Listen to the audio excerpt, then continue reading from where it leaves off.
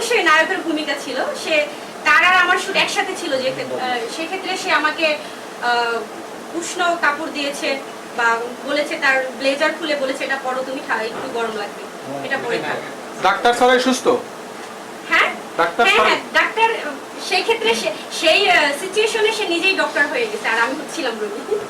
আপু, এই সিনেমাটা দর্শক কেন দেখবে? সিনেমা তো দেখা যায় কমনই হয় এই স্টোরি, আপনাদের এই সিনেমার মধ্যে কোনো ভিন্নতা আছে কিনা?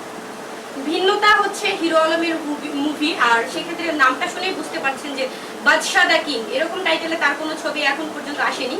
সেক্ষেত্রে বাদশা দা কিং দেখতে ঢুকলে আপনারা বুঝতে পারবেন যে কতটা ভিন্নতা আসলে আছে ছবিটার মধ্যে। আপনার এই সিনেমার জার্নিটা একটু যদি সংক্ষেপে বলতেন যে কিভাবে আপনার এন্ট্রিটা হলো, মানে এই সিনেমার সংখ্যা সিনেমায় কিভাবে আপনি এলেন, এই যদি একটু সংক্ষেপে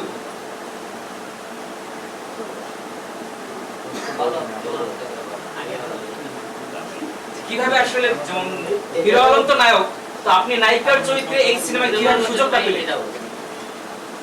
আমার এন্ট্রি, আমি একজন অনেক বড় রাজনীতিবিদের মেয়ে। না না না, মানে সিনেমার গল্প না, মানে এই সিনেমার সাথে আপনার কিভাবে সংযুক্ত হলেন, কিভাবে সেটা বলছি। নায়িকা হলেন কিভাবে? ও আচ্ছা আচ্ছা, সেটা হচ্ছে আমাদের পরিচালক ইভান মল্লিক, সে আমাকে চুজ করেছে হিরো আলমের সাথে। আচ্ছা, এখানে আরেকটু কথা বলি। আমি কিন্তু প্রথমে ওনাকে নিতে চাই, কারণ আমি আলম ভাইকে বলছি আমার সমস্ত স্বাধীনতা দিতে হবে, কারণ আমি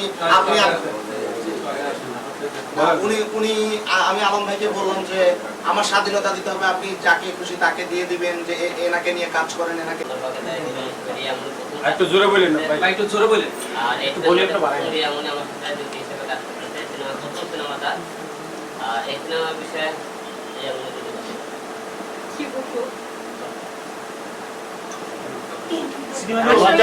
বলার ভাষা খুঁজে পাচ্ছি না। আমার প্রথম ছবি রিলিজ হচ্ছে, আমি তো একদমই নার্ভাস। কি বলবো, আপনাদের প্রশ্ন আছে কোনো? জি, মুভি নিয়ে, ছবিটা নিয়ে ছবি নিয়ে প্লিজ কেমন ছিল এবং কোন কোন প্রতিকূলতা আপনার হচ্ছে পার হতে হয়েছে এই ছবিটা? আসলে যেহেতু আমি নতুন, হিরো আলমের হাত ধরে আমার হচ্ছে মিডিয়াতে আসা, সেক্ষেত্রে মুভি করতে গিয়ে অবশ্যই আমার অভিজ্ঞতা বেড়েছে, কারণ উনি হচ্ছে অনেক সিনিয়র ব্যক্তি আমার কাছে। এর আগে ওনার হচ্ছে কয়টা মুভি রিলিজ হয়েছে? 3টা মুভি রিলিজ হয়েছে, আর আমার এই প্রথম মুভি রিলিজ হচ্ছে বাদশা দা কিং। সো শুটিং করতে গিয়ে অনেক ক্ষেত্রেই আমি হিরো আলমের কাছ থেকে হেল্প পেয়েছি। সে আমাকে অভিনয় বলেন বা গানের মধ্যে কি বলে, অনেক কিছুতেই সে আমাকে হেল্প করেছে।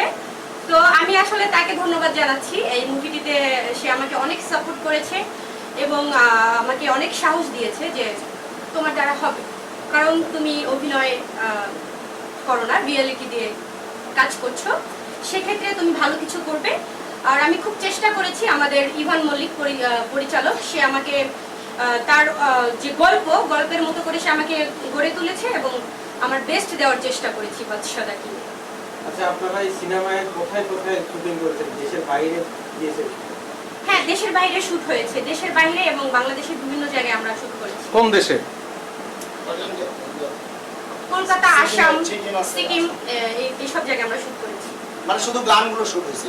আর রিয়াপু, একটা প্রশ্ন, সেটা হচ্ছে যে আপনি অনেকগুলো মিউজিক ভিডিও করেছেন আলম ভাইয়ের সাথে, তো এই মিউজিক ভিডিও এবং এই সিনেমা, এই দুইটা আসলে কোন পার্থক্যের জায়গাটা কি মনে হয়েছে আসলে কাজ করতে? না, মিউজিক ভিডিও হচ্ছে আসলে সেটা তো অভিনয় না, সেখানে হচ্ছে মিউজিক ভিডিও আর হচ্ছে অভিনয়, সিনেমা একদমই ভিন্ন কিছু, কারণ এটা হচ্ছে বড় পর্দা। তো বড় পর্দায় কাজ করতে গিয়ে আসলে অনেক কিছু শিখতে হয়েছে বা অনেক স্ট্রাগল করতে হয়েছে।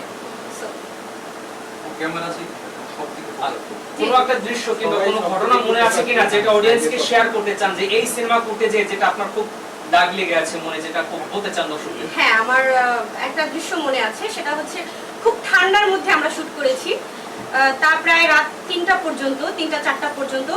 আর সে ঠান্ডার মধ্যে হচ্ছে আরো নদীর মধ্যে শুটটা করতে হয়েছিল, সেখানে আমি আসলে সিক হয়ে পড়েছিলাম ধরতে গেলে। ঠান্ডার মধ্যে খুবই ঠান্ডা ছিল, কি বলবো এটাই। তারপর নায়ক কিভাবে সেই নায়িকাকে সুস্থ করলো, কিংবা নায়কের ভূমিকাটা কি ছিল সুস্থ করার ক্ষেত্রে নায়িকা?